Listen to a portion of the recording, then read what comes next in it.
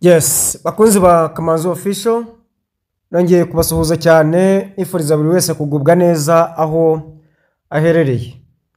Ni wa mwanya tugaruka ku makuru atandukanye kuri cryptocurrency ya Pi Network, Ruby Network, Mirror Network ndetse n'indi nshya nza kubagezaho nkuko nabibasezeranije. Mbiseguraho ku mpamvu z'uburwayi n'ubu nuko umuntu aba bonye akanya gato yumva hari agatege, ariko mu by'ukuri murumva ko n'ijwi ritameze neza nkuko bisanzwe, no kunyihanganira rero.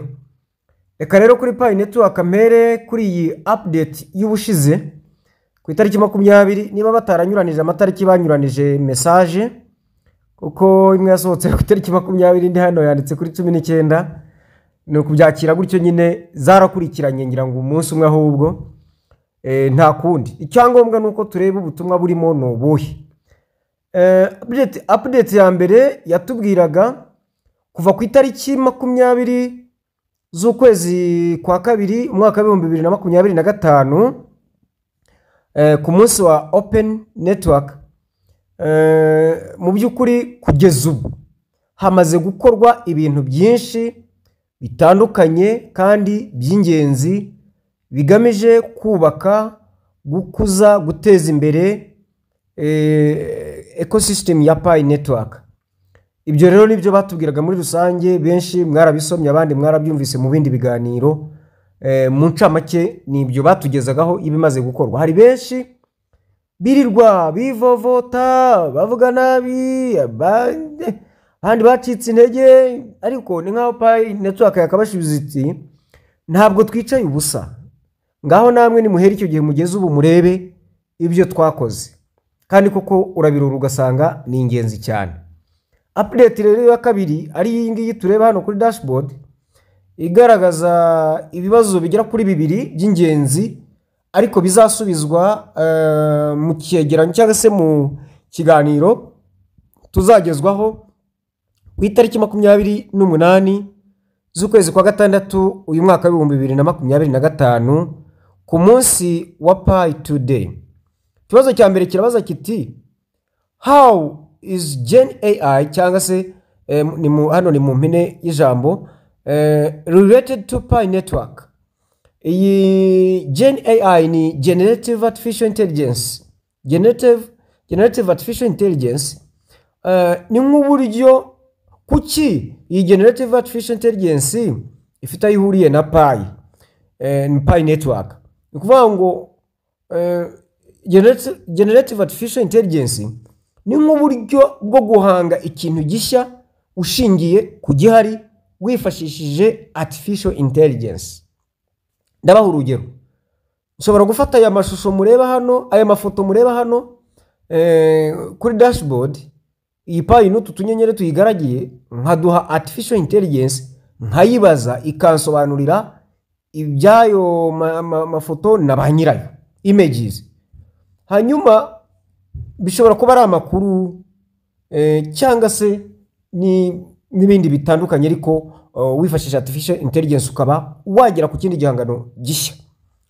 Hanyuma rero kuki bifite aho bihuriye na Pi Network? Ni ikibazo tuzasubizwa kuri uwo munsi. How ni gute? How is Generative Artificial Intelligence related to Pi Network?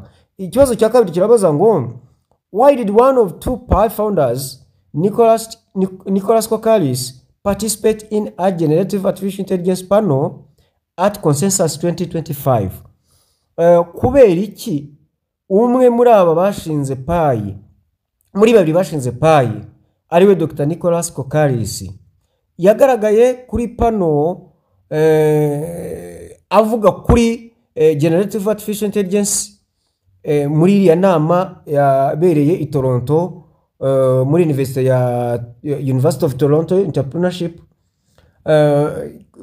yabaye ku itariki 14 kugeza ku itariki 16. Kubera iki? Ibyo ngibyo tuzabisubizwa kuri izi tariki 28 z'ukwezi kwa gatandatu umwaka wa 2025 ku munsi wa Pi Today.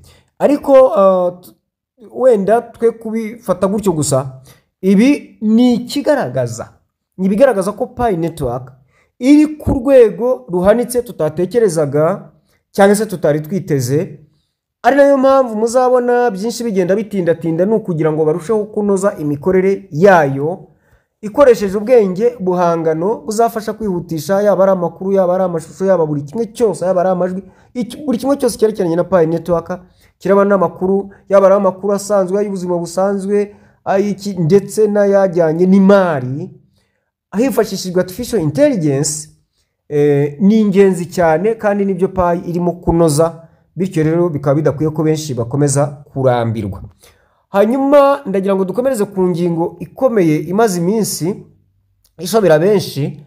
Abantu babonye migration, bamwe bamaze kubona muri step ya gatatu muri mainnet checklist harahindutse umuhondo, bababwira yuko bagomba kuverifyinga account zabo. Barakubwira ngo confirm your Pi wallet, sibyo? Hano rero iyo hasomye barakubwira ngo you have confirmed the wallet, but you need to finish the two-factor authentication process to get migrated. Hanyuma bakakwereka wallet yawe. Ni ukuvuga ngo nubwo warangije wemejwe ko wabonye migration, ariko hari ibyo utarakora. Ibi ngibi birareba abantu batigeze bakora two-factor authentication. Ni abantu batigeze bakora two-factor authentication, ni kwa kwemeza bwa buryo bwo gukoresha fingerprint, kwemeza ukoresheje passphrase zawe ndetse na fingerprint, kugira ngo nuramuka winjiriwe batazakwinjirira byoroshye, ahubwo bazanasabwe ya fingerprint. Bivuze ngo ubwo noneho ntabwo bikira amahitamo y'umuntu, ahubwo barabigusaba. Ni mu rwego rwo kongera umutekano wa konte yawe. Benshi rero kubyigisha hano, nubwo tuza kubyigisha nta kibazo, ariko benshi kugira ngo babikore birabagora, bikagira gute. Ariyo mpamvu numvise niyemeje gushaka umunsi ababishobora dushobora guhura. Birumvikana tuzahurira i Kigali. Nahisemo itariki ya 28 z'ukwa gatandatu mwaka wa 2025. Ndashyira link hano muri comment ibanza, murayibona mujye kuri iyo groupe, kugira ngo mbahe amakuru arambuye uko twabonana naho twabonanira, nkabafasha abatabishobora rwose, hanyuma umuntu akaba yabibakorera.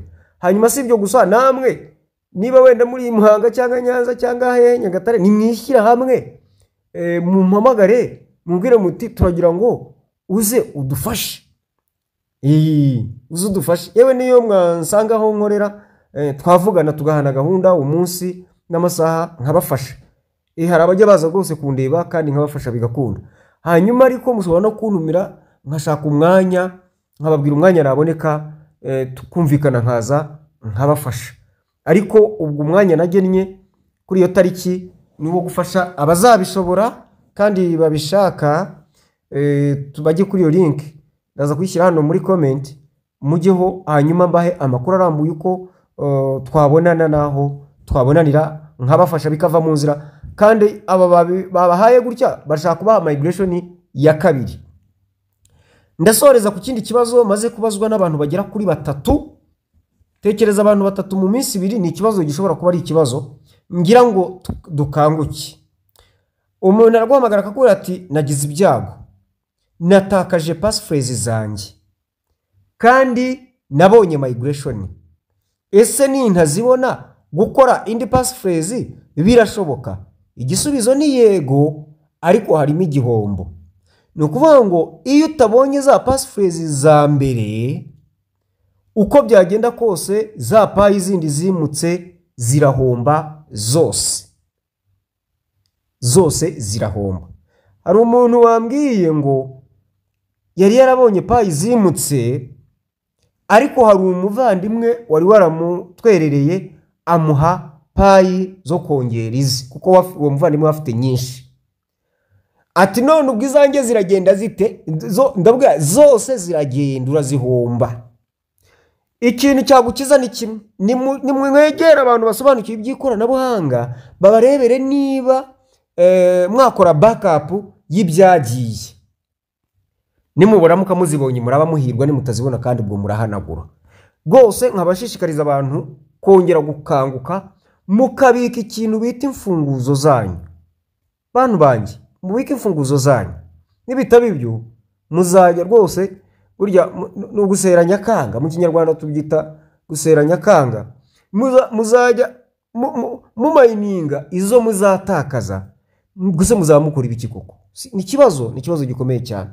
None rero nimwihangane mujye mukurikira ibiganiro, nsabe kandi abatarakora subscribe ahubwo muyikore, abayikoze ntimwongere kuyikora ahubwo mukande kukazogera mujye mubona akamenyetso kabibutsa ko ikiganiro cyahageze.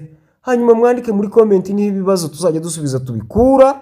Ikibazo ufite andika muri comment ndabasabye. Hanyuma kandi musharing izi nkuru muzigeza kuri bagenzi banyu, ibisigaye dukomeze gufatanya uko bikwiriye, uko bisanzwe. Hanyuma nsoze mbwira abantu bataramayininga Pi network bashaka kuyimayininga ari ubwa mbere bagiye kujyamo, rwose bajye banyura hano kuri Kamanzi official bayifashisha ikiganiro nimero 148. Ushaka kumayininga Ruby network urebe ikiganiro nimero 219. Ushaka kumayininga Mirror network urebe ikiganiro 250. Hanyuma ikindi kiganiro kizabageraho kizakurikira iki ngiki nicyo kumayininga iyo coin inshyashya nziza ni y'Abahinde, ni inshyashya itangiye muri uku kwezi kwa gatandatu, rwose ntabwo ari kera. Urumvira cyari fresh, ifitemo udushya twinshi twiza kandi turyoshye dutuma ubona coins nyinshi. Ahasigaye rero muhahe muronke, ukomeze kugubwa neza kandi munogerwe na weekend.